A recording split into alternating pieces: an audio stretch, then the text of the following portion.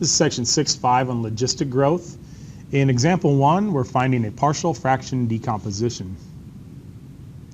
Write the function as a sum of rational functions with linear denominators.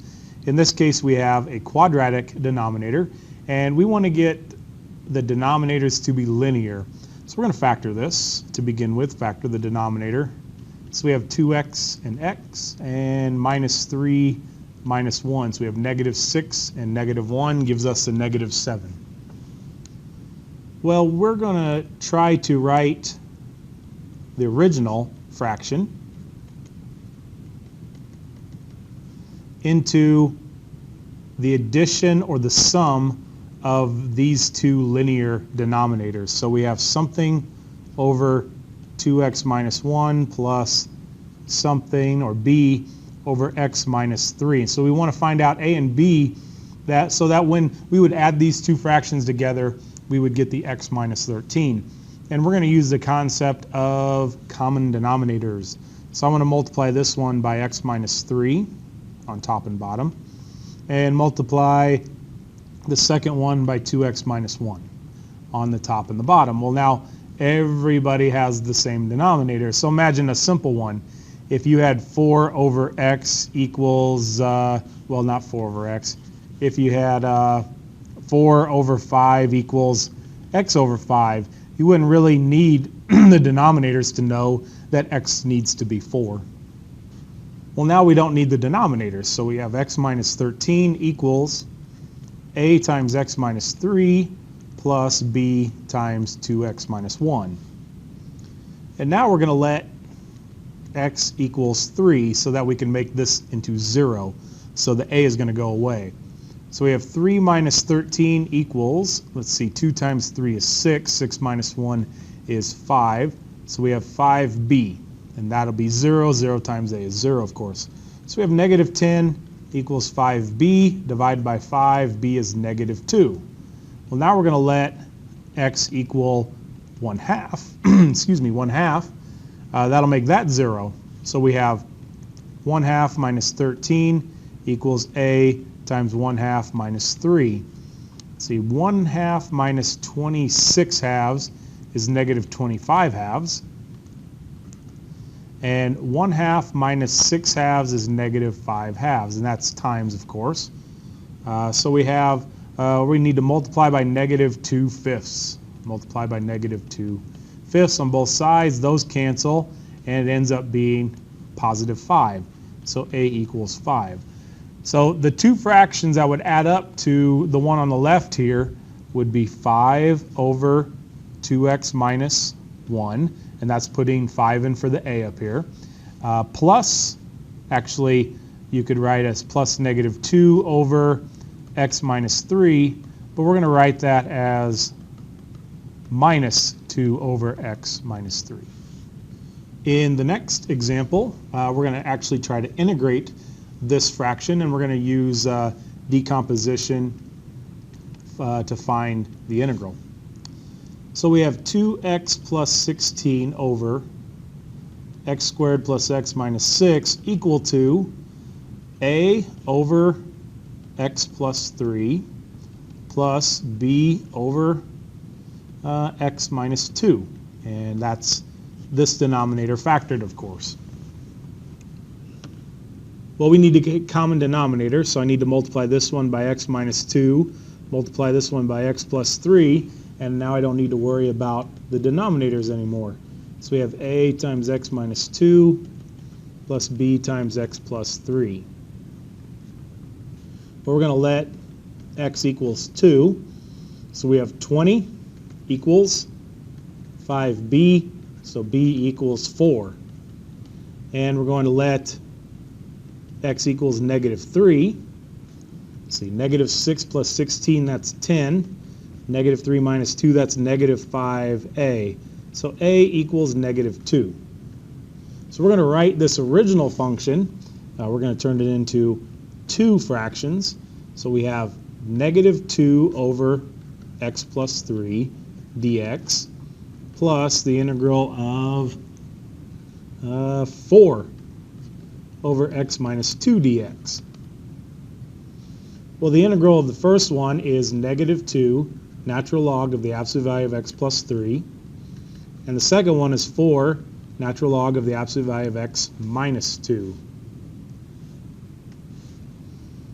X minus 2.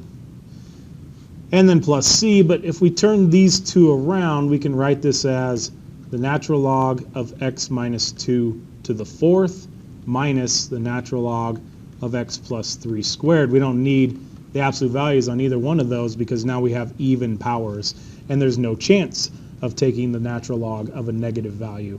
Well, if we have minus in the middle, we can write that as 1 natural log with division over x plus 3 squared and then plus c. In this next one, the powers are exactly the same, so we're going to have to do long division on this one before we can do the partial fraction part of it. See, this power on the bottom is bigger than the one on the top, so we don't have to do long division. So we have x squared minus 6 divided by x squared minus 9. So x squared goes into x squared one time. We have x squared minus 9. And you always minus on long division, so -6 minus -9 is 3. So I can write this, the x squared, I can write this as 1 plus 3 over x squared minus 9. And that's what we're taking the integral of instead of the original function. Well, now we have to factor the denominator, x minus 3, x plus 3. So 3 over x squared minus 9 equals a over x minus 3 plus b over x plus 3. Well, we have to get common denominator, so I have to multiply by x plus 3 and this one by x minus 3. And now I can get rid of the denominators. So we have a times x plus 3 plus b times x minus 3. We're going to let x equal -3, so we get 3 equals -6b. So b equals -1/2. And then we're going to let x equal +3. That'll make the b 0.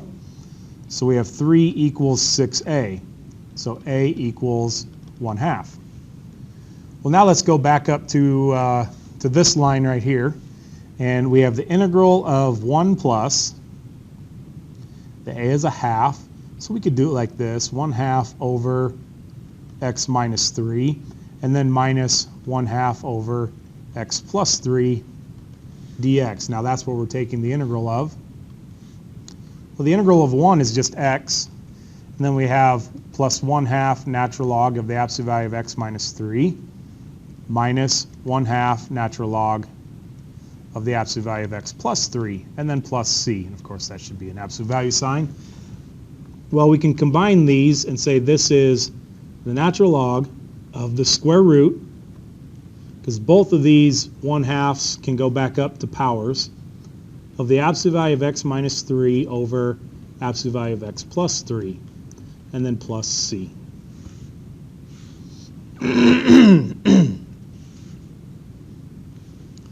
In exercise 15 through 18, solve the differential equation.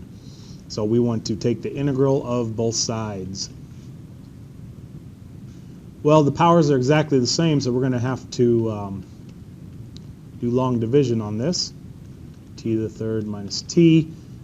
T to the third goes into 2t to the third 2 times.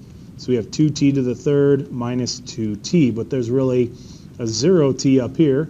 Now remember, long division, we always subtract. So that's going to leave 2t. Well, we can write this as the integral of 2t, no, not 2t, just 2, plus 2t over t to the third minus t, dt. Well, now we can factor this denominator.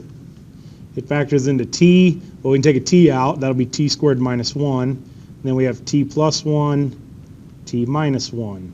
So 2t over t times t plus 1, t minus 1 equals a over t plus b over t plus 1 plus c over t minus 1.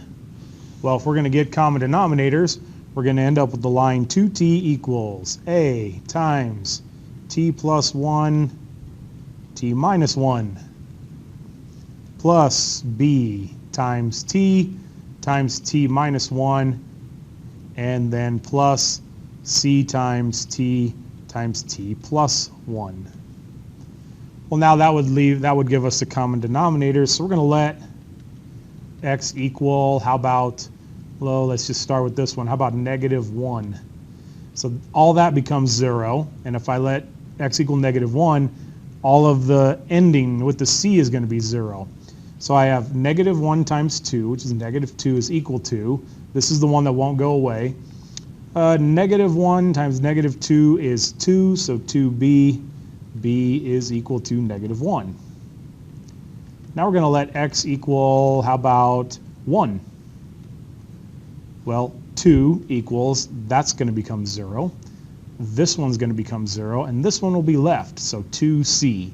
So c equals 1. And then finally, we're going to let x equals 0. So the second and the third one, the b and the c, are going to go away. And so t is 0. And if I take 1 times negative 1, that's negative 1, so negative a. So a is actually 0 in this case. So now we're going to take the integral of, we're going to go back up to this spot right here. And we have the integral of 2, b is 1, so minus, and b was over t plus 1. 1 over t plus 1. And what else was left? The b was negative 1. The c is 1, so plus 1 over t minus 1 dt. So that's what we're taking the integral of now.